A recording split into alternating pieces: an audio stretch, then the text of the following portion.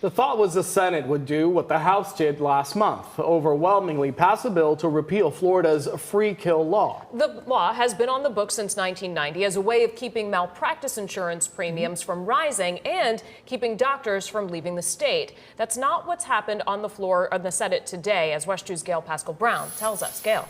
Absolutely. Now, before the vote, the sentiment was this is going to pass, and then it's going to go on to the governor's office for his signature. What happened was an amendment was introduced in the Senate to put a cap on pain and suffering, and now the free kill repeal is in limbo. It was like a roller coaster. We were up, we were down. Mary Jo Cain-Reese watched as Florida senators were about to vote on repealing a 35-year-old state law in the final days of the state legislative session. And then the bill's sponsor, Republican Clay Yarborough, pulled the bill from the Senate floor. It's just disappointing. It makes you sad because you think the system is working, and then all of a sudden the plug gets pulled out or the air was let out.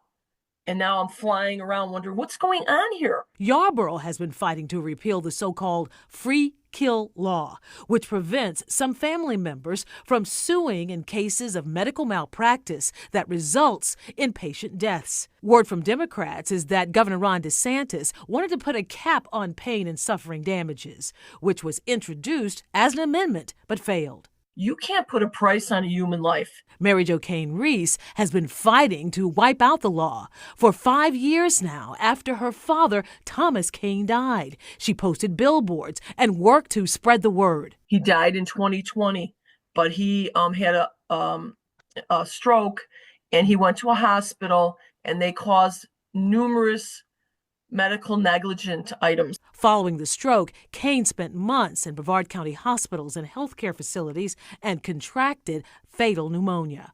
His daughter wanted to sue but couldn't under a wrongful death law unique to Florida. It was never about money. People always think, oh, you want to sue because you want money. I don't need the money, and the money is not going to bring back Dad.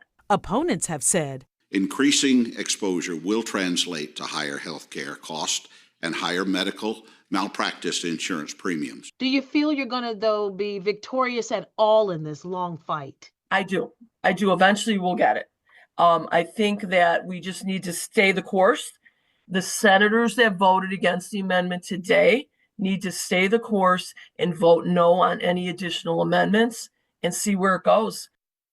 Now, another vote in the Senate could happen tomorrow. Meanwhile, the companion bill, House Bill 6070, passed the Florida House last month with a vote of 104 to 6. Back to you.